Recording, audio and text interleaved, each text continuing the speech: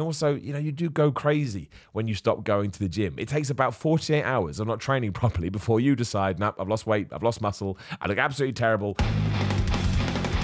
Simon Bordejo here, thank you for joining me as always, and a little bit of a different video today, and I want to kind of apologize for the title, but I didn't know what else to write. I didn't want to write, I'm upset. I didn't want to upset, oh my gosh, well, the word a lot of people use on YouTube is depressed, but I don't like using that word because I think, you know, when people genuinely do get depressed, that's a real serious thing, and it's not something we should just throw around willy-nilly, as they say. So I went with the word with struggle. Now, struggle is an interesting, again, I don't want to get too off track here, but struggle is an interesting term in 2022 because it does tie into mental health. People will say to a friend, to a family member, I've said it too, and I stand by it, you know, if you're struggling, reach out to someone. Now, I'm not struggling to that degree, but this week has sucked, right? This week has sucked. My hand, as I'm sure a lot of you know, got broken in a wrestling match. So I was able to train legs this week, and I kind of tried to do some other stuff using sort of, you know, my forearms instead of my grip, but it wasn't very fun. It was difficult, and I kind of felt like just almost naturally sort of my hand would not flex, so to speak, but it would, you know, try and grip just, you know, just instinctively. And I was like, well, that's not going to work. I don't want to do that. And it's made my work really hard. Again, in the video we talked about a couple of days ago, the reason there isn't much editing going into these at the moment is because I've taught myself how to use my mouse with my left hand, which is good. And while I've done a few sort of clipping things with my right hand, after sort of a good few minutes, I've got to rest it. It's way too much. In fact, I've probably done too much, to be completely honest. And I kind of had a moment the other day, or even today, I should say, where I was just like, this is rubbish. Like, this is absolute rubbish. And I felt a bit down on my luck, and I felt a bit whimsical, I suppose, and melancholy. Not in a bad way. It only lasted a few minutes, and I got over it because I like to be a positive Pete. However, when I was thinking about it, I thought, you know what, this is probably a good thing to talk about because this is something that every single person, every single human being on the planet is going to go through. And it's not necessarily going to tie into an injury. It may be a relationship, something that happens with work, finances. It could be your health. But it's different when it's something, you know, truly life and death. So let's throw that out the window because that's not what I'm referencing to. But it's just when you get knocked off your horse a little bit, and before you're able to get back on, the human body, for whatever reason, just has to go through a little bit of a strop. And I just thought it would be nice, potentially, maybe not, you probably tuned out already, if somebody else talked about their own, there's the word again, struggles, because I truly do believe that a problem shared is a problem halved. Not only because it's good for the person speaking about the problem, but the other person that's hearing about it goes, oh my gosh, I felt like that, you know, 1 week, 2 weeks, 6 months ago. And actually knowing that I wasn't alone has now kind of gotten me out of my little slump that I was in. And of course it sucks. Like, I'm sure if you go to the gym, which I know a lot of you do, it is far more than just a way to get in shape. It's far more than a way just to look good. It kind of centers you and it grounds you, and it just gives you an hour, 90 minutes, 2 hours, whatever the hell you're doing. It gives you that time in the day where you don't have to worry about anything else. Any things that you are dealing with, you can just, you know, ignore for a little bit. And then sure, when you leave, they're back again, but you're probably in a better mood anyway because you've gone to the gym, you've got that pump, you've got those endorphins, so you can actually tackle life a little bit better than you could do before. And I know for me, I've always used the gym as essentially my foundation.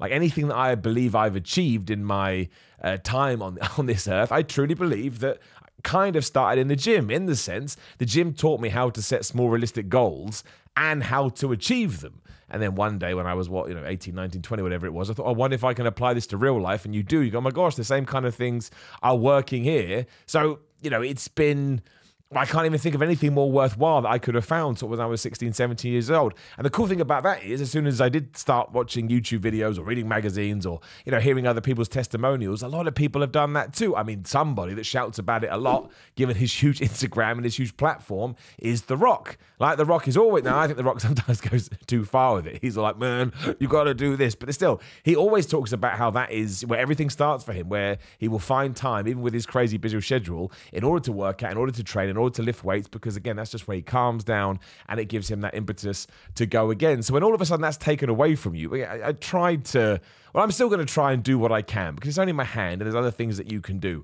But it's so hard and it's so difficult and it's so frustrating. You just want to be able to do what you were being able to do. And of course, on the flip side of this is that I'm probably going to have to miss my wrestling bookings for the next 3 weeks. I went to the fracture clinic on Thursday, Wednesday, whenever it was. And they told me it's a pretty clean break. It should be about 4 weeks of just resting. Then I go back to the gym, start doing a little bit of wrestling. It'll be completely healed by 8 weeks. But from about 4 weeks, as long as it doesn't hurt, you're going to be okay mostly, but be smart with it. So that's exactly what I'm going to do, because Obviously, I became Dr. Google, and I research as much as I can. And a horrible tale that I read from many people that broke their metacarpal bone is that they did come back too fast, and it didn't heal properly, and it gave them real problems in the gym, especially when it came to grip. So I do not need anything to do with that, especially when it comes to pro wrestling. When you're trying to support the other person, you need to be a good base. You need to be as strong as you possibly can. But yeah, I don't want to get in touch with people that have me booked for their shows and tell them, I'm really sorry, I can't do it, because that screws me, it screws them. And there's some people I haven't even told yet because I'm hoping for some kind of miraculous recovery. But if that doesn't happen, which is more than likely, yeah,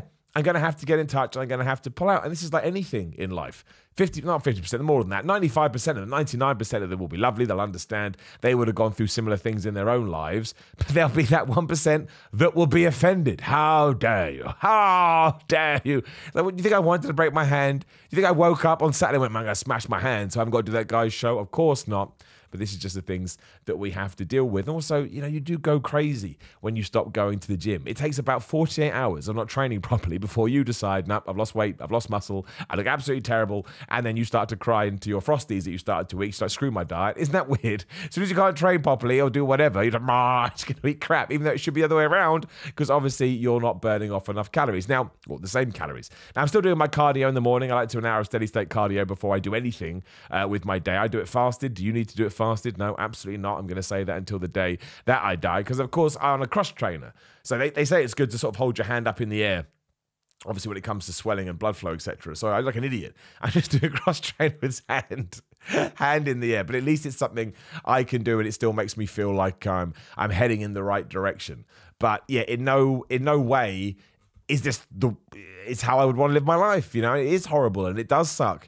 And again, like I said, it was Wednesday or whichever day it was, I just kind of felt a bit down on my luck. That's how I felt. And again, I didn't wallow in it or anything like that, but it's okay if you do wallow. Sometimes there's a reason to wallow. It's like tears. You still see this every single day. Oh, I want to hide I want people to see me cry in public. It's like we got tears for a reason. I know that's the cheesiest thing that anyone's ever going to say, but we really should sort of try to be moving more to a civilization and society where, this is going to be exceptions to the rule, but if somebody is crying, it's okay. You don't have to be like, oh, that's embarrassing. No, it's not. The whole point, usually tears are there just to give you a release of emotion. How many times have you cried and felt better afterwards? This isn't me saying that I've been crying, by the way. This is just something I feel very passionate about.